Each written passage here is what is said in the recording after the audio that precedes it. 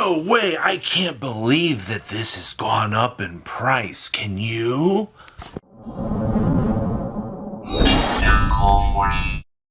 We just came off of our discussion this morning about Spooky Dogwood and the applications of people wanting the card banned in the course of the meta. But hey, smash the like that subscribe button so you guys don't miss out on more content. You're not going to believe this when I tell you this, but guess what? The card went up in price. Quite interestingly enough.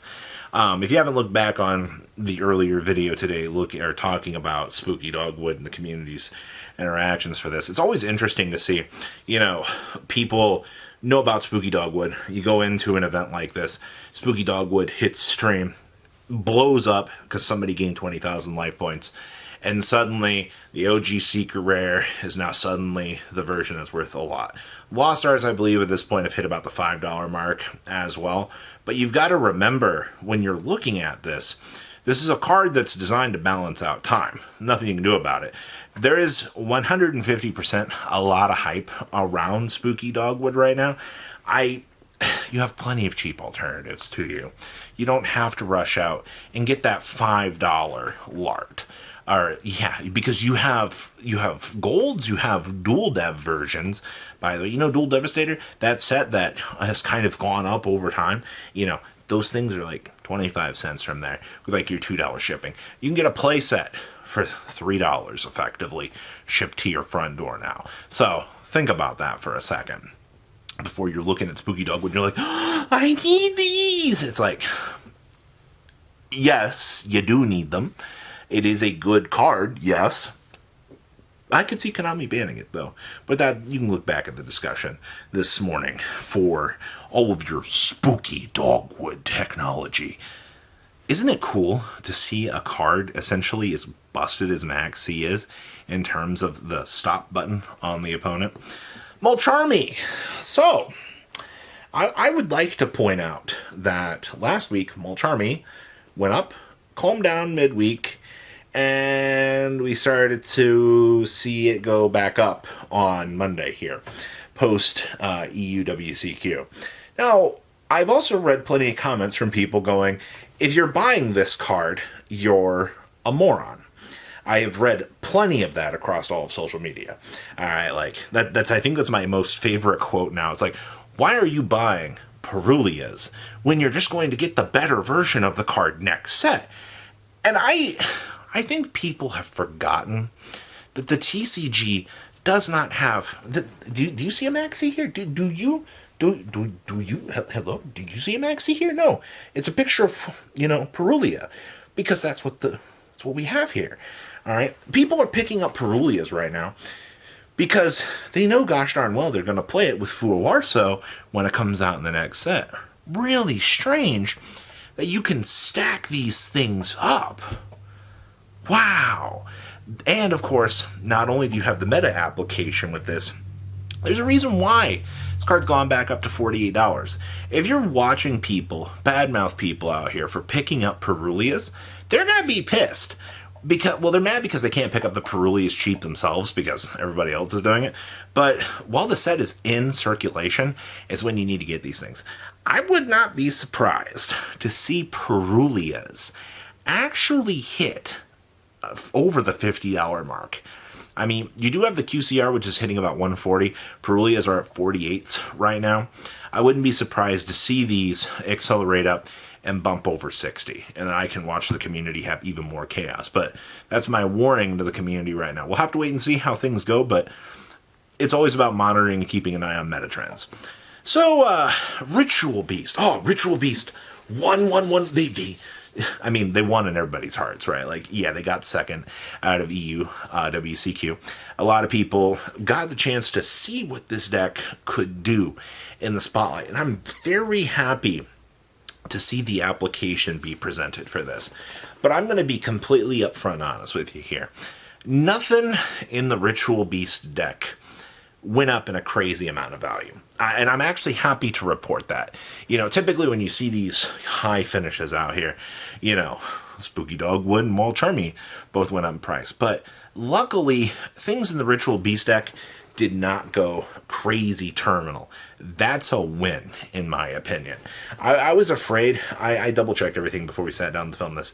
I was afraid that Laura's would be hitting that $20 mark. Now, granted, they're at like $15 to $16. You can have the baby bumps up from the course of the day. You know, I wouldn't be surprised to see things, process a little bit more. But I think we're out of that initial hype window of the Ritual Beast, and people had a day now to kind of process what is going on with this. Now, even a lot of the other end stuff, even Elders, are still kind of bumping down. I believe as of filming this, Elders are sitting about 15 again. That's good. All right. It means if you're looking to pick up the Ritual Beast deck and you want to mess around with this, you're not going to have to sacrifice an arm and a leg or, a testicle to NASA in order to fund, this sort of pickup. And I think that's fine. But looking at the Ritual Beast stuff, if you have the original core from back in the day, you're still sitting gold. Like, maybe you should consider, if you're not going to play it and you don't want to pick up the $45 Laras, maybe you should, get rid of it while it's, popular. I gotta talk about Protos. We just came off, once again, your Ritual Beast 1. Protos, the spotlight is on this card right now. A lot of people want this card gone right now, which is kind of actually affecting the price point for this. While Protos did showcase why the card is an absolute jerk to the community, I know, being able to deny an attribute, pesky little things, but let's call it what it is, all right? Protos, being able to stop that out, is the only reason the Ritual Beast was able to climb up. It could steal those free games in those matchups that it might not have been able to do otherwise. You have to give credit where credit is due to Protos. Now, is it unfair? It's not fair that all these other decks in the room should be able to combo off, and one deck shouldn't be allowed to have an out to climb through the top. All right, I'm just throwing that out there. You know what I mean? You're comparing, it's okay for this to do this, but it's okay for this to do that. No, it is not. All right, it is not okay either way. But the point is here, as of filming this, Protos is not $45 anymore. Protos was $45 to $40 weeks ago, all right? Times have changed. Protos does not have a reprint yet either. That's another thing I want to point out. Konami is going to slam Protos with some sort of reprint because there is equity there. Though, to be fair, it did take them... How long did it take Snatch Steel to get a secret reprint out here? I know Spell Ruler did have its reprint, and I guess you could count that, but I'm not going to. I really do think that it took like 8 months to get a Snatch Steel. So, having Protos back right now, I wouldn't be surprised if we don't see a Protos reprint until February 2025. Or, whenever we get our next May set, it'll probably be in there. So yeah, I'm sitting at some decent value still, about 35, 36. Magical Musketeers. There's been a little bit of hype for Magical Musketeer Fiendsmith. It was put in the spotlight at the NAWCQ a little bit, and then we kind of fast forward to this weekend where it did make a top 64 finish. The only problem I have with Magical Musketeer stuff right now is maxes are $5 a piece, and then Crossdom, The Last Stand, even the Dancing Needles, all of those utility options that never really got those reprints, all have some sort of stupid monetary value attached to them.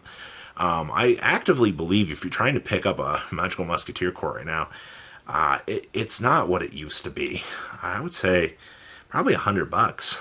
That's a lot more than people want to be experiencing. Crossdoms are like 10 to 15 alone. Last Stands are like 10s. Maxes are 5s. So, you're already looking at 45, 75, $90 there. Dancing Needles are 5s. You're already at 110 if you're picking up 3 of each.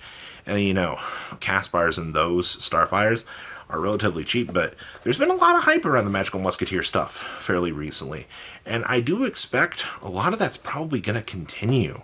I guess the point of bringing this up is I don't think it's a bad idea if you want to pick up the Magical Musketeer stuff. It's a cool concept, and it does bring a cool engine to the pile decks to play.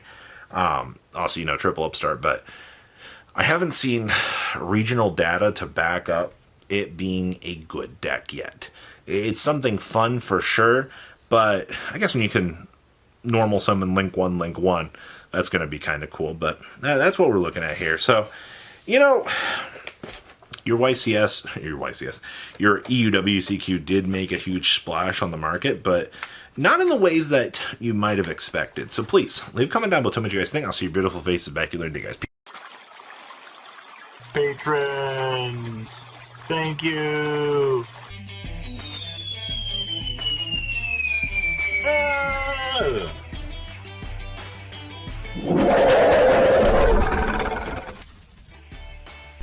Thank you so much for watching. Check out these other videos.